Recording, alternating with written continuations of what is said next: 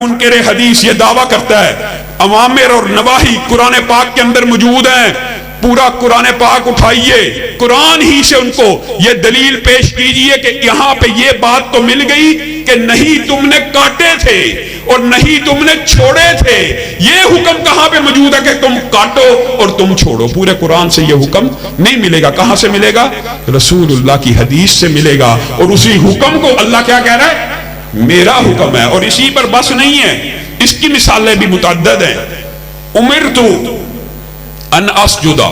اب یہاں پہ آپ یہ ذرا غور کیجئے, آج جو سجدے کی کیفیت ہے, منکرین حدیث اور غامدی وغیرہ اب اس کے لیے ایک حجت پیش کرتے ہیں, یہ تباتر عملی ہے. یہ جو کیفیت ہے, آپ قرآن پاک اٹھائیے, کئی جگہ آپ حیران رہ جائیں گے. وسجودی ورکعی, سجدے کا حکم پہلے ہے رکوع سے, اور ہم رکوع پہلے کرتے ہیں کہ سجدہ؟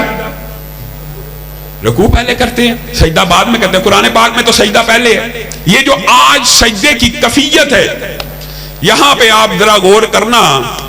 امرتو رسول اللہ کہہ رہے ہیں میں حکم دیا گیا ہوں ان اسجد علی سبعۃ اعظم. طالب علم ماشاءاللہ ساتھ ساتھ پڑھ رہے ہیں. اللہ تعالیٰ اس مدرسے کو, اس دین کے ادارے کو قیامت کی دیواروں تک قائم رکھے. میرے بھائی کو اللہ تعالیٰ ان کی نیکیوں میں اضافہ کرے. دیکھیے, ان اسجد علی سبعۃ اعظم, میں محمد صلی اللہ علیہ وسلم حکم دیا گیا ہوں کہ میں سجدہ کروں 7 ہڈیوں کے اوپر. اب آپ بتائیے قرآن پاک کی کون سی آیت ہے؟ اگر حکم صرف اور صرف قرآن پاک کے اندر اوامر ہیں, کیا رسول اللہ کو کسی کی جرت ہے حکم دے سکے اللہ کے علاوہ؟ اللہ کے علاوہ کوئی رسول اللہ کو حکم دے سکتا ہے؟ کوئی نہیں دے سکتا. اسی طرح صرف اوامر کی بات نہیں ہے, دوسری حدیث میں سن لیجئے, نہیتو ان اقرأ القرآن راکعا او ساجدا. میں منع کیا گیا ہوں. رسول اللہ کو کون منع کر سکتا ہے؟ اللہ کے علاوہ کوئی منع کر سکتا ہے؟ وہ جو نہیں کا حکم ہے کہ میں منع کیا گیا ہوں کہ میں رکوع اور سجدے میں قرآن پاک کی تلاوت کروں, یہ حکم قرآن پاک سے اٹھا کے دکھا دے. تو یہ وہ فلسفہ, یہ جو میں تو یہ بات سمجھتا ہوں صدق کے دل سے, یہ ایک بڑا لمبا چوڑا موضوع ہے. میں صدق کے دل سے یہ بات سمجھتا ہوں کہ آج پوری دنیا میں جتنے فتنے ہیں ان کی بنیاد انکار حدیث ہے. سابقہ بھی, موجودہ بھی, آئندہ بھی. حتیٰ کہ یہ جو الہاد, ایتھیزم آج آپ کو نظر آ رہا ہے, اس کی بنیاد بھی انکار حدیث ہے.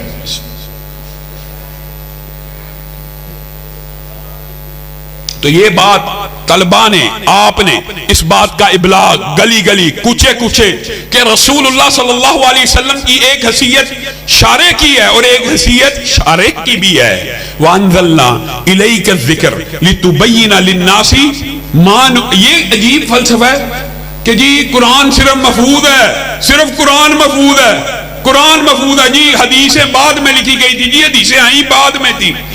آپ دیکھیں یہ عقل کے اوپر اور جہالت کا کیسا عام فہم لوگوں کو گمراہ کرنے کے لیے کیسا ہتھیار استعمال کرتے ہیں. اِنَّ عَلَيْنَا جَمْعَهُ وَقُرْآنَ. اللہ تعالیٰ کہتا ہے اس کی حفاظت میرے ذمے ہے, قرآن پاک کی حفاظت میرے ذمے ہے. لیکن آپ انہی آیات کے اوپر غور کیجئے. لا تحرک بہ لسانک لتعجل بہ.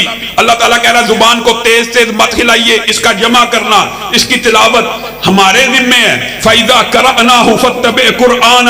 جب ہم تلاوت کریں آپ سنا کیجئے.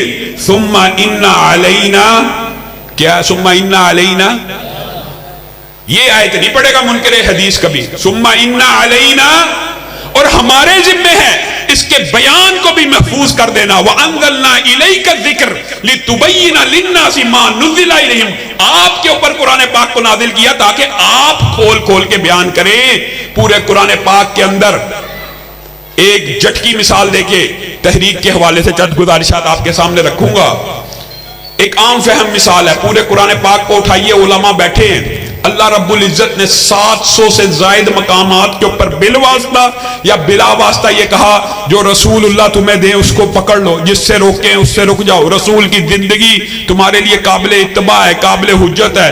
جو مجھ سے محبت کرتا ہے رسول اللہ سے محبت کرتا ہے, مجھ سے محبت کرتا ہے. جو رسول اللہ کی اطاعت کرتا ہے وہ اللہ کی اطاعت کرتا ہے. یہ ساری آیتیں آپ نے علماء سے سنی ہوئی ہیں. اور انتہا اور نچوڑ کیا ہے؟ لقد کان لکم فی رسول اللہ اسوہ، تمہارے لیے رسول اللہ کی زندگی نمونہ ہے، تمہارے لیے رسول اللہ کی زندگی نمونہ ہے۔ رسول اللہ کی صبح نمونہ، شام نمونہ، دوپہر نمونہ، نشست، برخاست، تقریر، قول، عمل، اٹھنا، بیٹھنا، تلاوت کرنا، نماز پڑھنا، روزے رکھنا، سارے کا سارا کس کا نمونہ ہے؟ رسول اللہ کی زندگی نمونہ ہے۔ اب آپ منکرین حدیث سے پوچھئے کہ آپ کی عقل کے اوپر کیسا پردہ ہے کہ جس نبی اور جس پیغمبر اور جس رسول کی زندگی نمونہ ہے وہ نمونہ ہی محفوظ نہیں ہے، وہ نمونہ ہی محفوظ نہیں ہے۔ عام فہم بات ہے، آپ کسی دردی کو کہیں فون کر کے کہ میرا سوٹ سی دو سیمپل کے مطابق، نمونے کے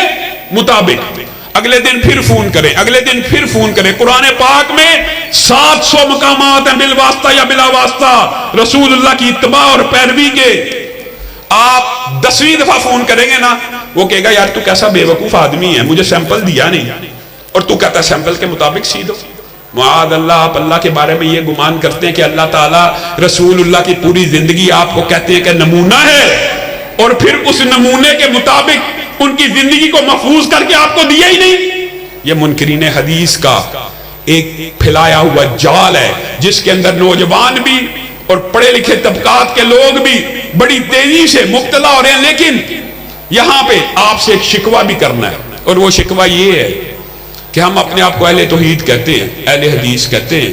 ہم کہتے ہیں جی حدیث رسول آ جائے، قول رسول آ جائے، فرمان رسول آ جائے، ہماری آنکھیں جھک جائیں گی، ہم مان لیں گے۔ لیکن حقیقت بات یہ ہے اور علمی ہے، اللہ کی قسم ہم نے بھی رسول اللہ کی ذات کو صرف مسجد اور منبر کا امام تو مانا ہے، بازار اور معاشرے کا امام نہیں مانا۔ آپ اور میں کہنے کو اہل حدیث ہیں کہ حدیث رسول آ گئی، آنکھیں بند ہوں گی، عمل فوری ہوگا۔ لیکن آپ کا اور میرا عقیدہ کیا ہے؟ آپ کا اور میرا منہج کیا ہے؟ آج کا منہج کہہ رہا ہوں، آج علماء موجود ہے، بعد میں پوچھ لیجئے گا۔ آج ہمارا منہج یہ ہے کہ رسول اللہ مسجد کے منبر کے امام تو ہیں، سیاست کے امام نہیں ہیں، ریاست کے امام نہیں ہیں، عدالت کے امام نہیں ہیں، معاشرت کے امام نہیں ہیں۔